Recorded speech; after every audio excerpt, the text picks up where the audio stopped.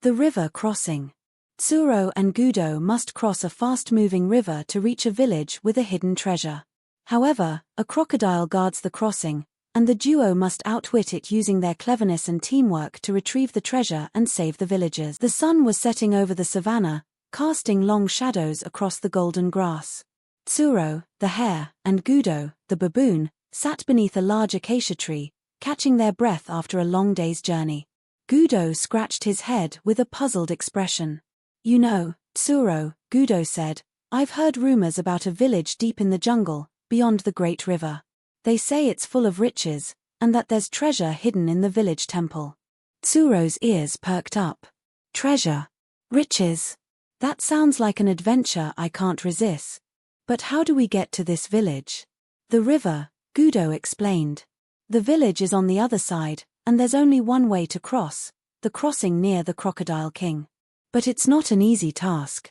The river is dangerous, and the crocodile is as old as the river itself." Tsuro's eyes sparkled with curiosity. "The Crocodile King, you say? Sounds like we'll need more than just speed to get across. We'll need brains too." Gudo grinned. "That's why I asked you along. Let's go find this treasure." Next morning, Tsuro and Gudo began their trek toward the river. The journey was long, and the land gradually transformed from open savanna to dense jungle, filled with vibrant wildlife and dense vegetation. As they neared the river's edge, the sound of rushing water filled the air. The river was vast and swift, flowing with a strength that could sweep even the strongest animal away. Tsuro and Gudo stood at the bank, gazing at the dark, churning waters. In the distance, a large crocodile sunbathed on a rock near the middle of the river. "There he is," Gudo whispered. "The Crocodile King." The great crocodile, covered in scaly armor, opened one eye and fixed them with a sharp gaze. He was enormous, with teeth that gleamed like ivory daggers. "Who dares approach my river?" The Crocodile King's voice boomed, sending a shiver through the air. "We seek to cross to the village on the other side," Tsuro called out boldly. "We are on a quest to find treasure and save the village from an impending disaster." The Crocodile King chuckled, a deep rumbling sound. "The river is mine, little hare and baboon. Only those who prove their worth may cross." "And what do we need to prove, King of Crocodiles?" Gudo asked, raising an eyebrow. "You must solve a riddle," the Crocodile King said. "Answer correctly, and I will let you pass. Fail, and you will be food for the fishes." Tsuro and Gudo exchanged nervous glances. A riddle. They were good at outsmarting foes, but a riddle from the Crocodile King was a different challenge altogether. "Speak, Crocodile King."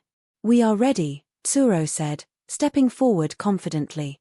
The Crocodile King's voice deepened, his eyes glowing in the afternoon light. "Very well. Here is my riddle. I have cities, but no houses. I have forests, but no trees. I have rivers, but no water. What am I?" Tsuro's mind raced. He closed his eyes for a moment, thinking deeply. Gudo, however, scratched his chin, clearly puzzled. The river's rushing sound seemed to grow louder, as if pressuring them to answer quickly. Tsuro's eyes lit up. "It's a map," he exclaimed. "A map has cities, forests, and rivers, but none of them are real. It's all just an image on paper." The Crocodile King's eyes widened for a moment, but then he nodded slowly, impressed. "You are clever, little hare.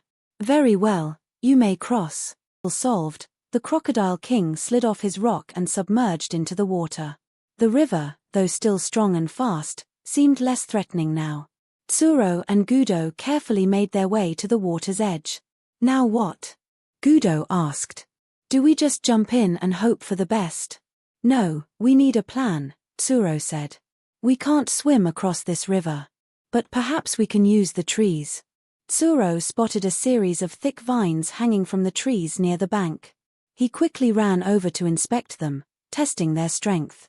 After a few moments, Tsuro swung from vine to vine, making his way across the river like a skilled acrobat. Gudo followed, though less gracefully, using his strength to hold on tight. As they reached the middle of the river, the current became stronger, threatening to pull them away. Tsuro had to think fast. "We need to grab onto that rock," he said, pointing to a large, smooth stone sticking out of the water. Gudo lunged forward, grabbing onto the rock, and Tsuro followed close behind. They rested there for a moment, catching their breath, before continuing their journey across. Finally, after what felt like hours, Tsuro and Gudo reached the far bank of the river. They were exhausted but exhilarated. Before them lay the village they had heard so much about, a small, hidden settlement surrounded by thick trees and lush greenery. The buildings were simple, made from clay and wood, with thatched roofs. The villagers greeted them warmly, offering food and shelter. Tsuro and Gudo learned that the village was under threat from a nearby rival tribe, which sought to take the treasure hidden in their temple. "Thank you for crossing the river and making it here," the village elder said. "But our true challenge lies ahead. The treasure is not gold, but knowledge, an ancient scroll that holds the secrets to peace. If you can retrieve it, you will save us all." Tsuro and Gudo made their way to the heart of the village, where a stone temple stood, guarded by intricate carvings and overgrown vines. Inside, they found a series of puzzles and traps designed to protect the sacred scroll. It was Tsuro's quick thinking and Gudo's strength that allowed them to bypass the challenges. They worked together, solving riddles and navigating narrow passages, until they reached the inner chamber of the temple. There, on a pedestal, lay the ancient scroll wrapped in gold and glowing with an otherworldly light. Just as Tsuro was about to take the scroll, a shadow moved behind them. The rival tribe had followed them into the temple, intending to steal the treasure for themselves.